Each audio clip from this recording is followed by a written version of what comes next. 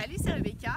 Aujourd'hui, j'aimerais vous parler de la méthode pour écrire un roman. Vous rêvez peut-être d'écrire votre premier roman ou d'en écrire un deuxième, un troisième.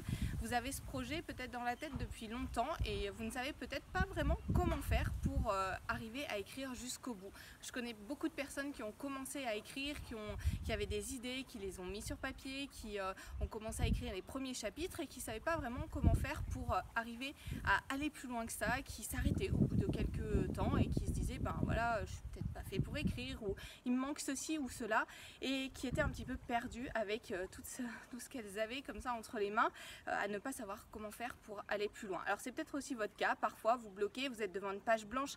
La page blanche, c'est vraiment la crainte numéro 1 de tous les écrivains débutants quand on demande qu'est-ce qui vous fait le plus peur dans l'écriture d'un roman. C'est ça, c'est de se retrouver à court d'idées, à ne pas savoir comment faire pour aller plus loin. Alors comment faire pour que cela ne vous arrive pas? Quelle est la méthode à suivre pour écrire un roman? Alors d'abord, j'aimerais vous dire qu'il y a peut-être des choses à tester et que ça va peut-être prendre du temps pour vous pour trouver la bonne méthode, ce qui vous convient le mieux pour écrire votre roman. Et si ça prend du temps, ben c'est pas grave. Il y a des personnes qui ont besoin d'avoir énormément d'éléments avant de se lancer dans la rédaction de leur roman. Elles ont besoin de connaître leur plan en détail, les scènes en détail, parce que ça les rassure, parce que voilà, une fois qu'elles ont ça, elles se disent bon bah c'est bon, j'ai mon roman. Et puis il y en a d'autres qui ont simplement besoin d'avoir des grands points clés pour écrire ce roman.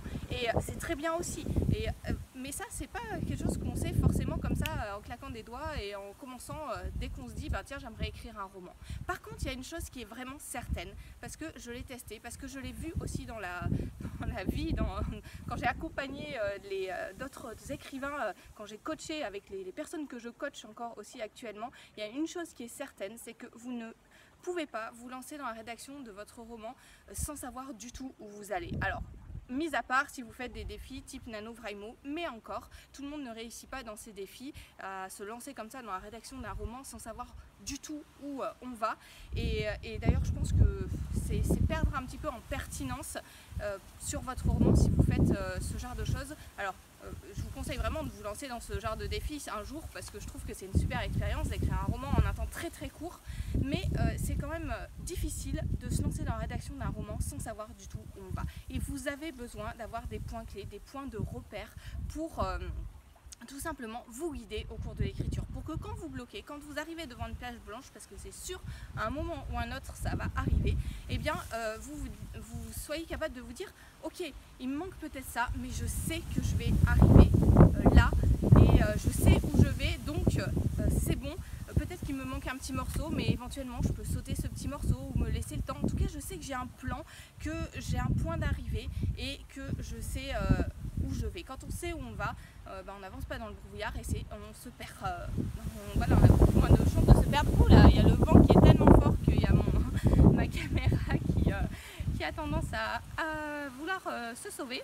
Alors il y a juste la piscine juste derrière, donc j'espère que ça va pas s'envoler jusque là-bas. Alors bon voilà, simplement pour vous dire que du coup c'est important que vous ayez des points de repère pour votre roman. Dans un roman il y a des grandes scènes clés, je vous invite à vous renseigner, à savoir quelles sont ces scènes clés, comment faire pour avancer, pour avoir un roman dynamique. Moi pendant très longtemps j'avais ce problème, je ne savais pas quoi mettre à l'intérieur de mon roman. Je voyais bien le début, je voyais bien la fin, mais à l'intérieur c'était un peu plus difficile, je ne savais pas comment faire.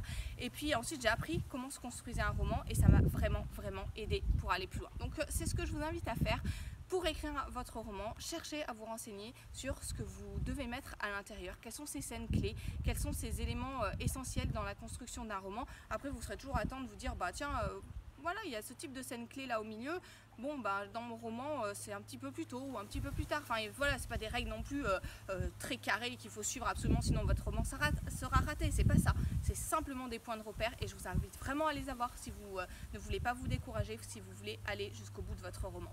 Alors, pour aller plus loin aussi, je vous propose ma formation gratuite sur les scènes. Ça aussi, ça va vous servir de point de repère pour savoir ce qu'il faut mettre à l'intérieur de vos scènes, ce qui est essentiel. Je vous mets le lien dans la description de cette vidéo, elle est gratuite, donc allez-y, téléchargez-la, ça vous donnera une idée de ce que je fais, de mes formations, et puis ça vous donnera vraiment de ces points de repère aussi à l'intérieur de vos scènes.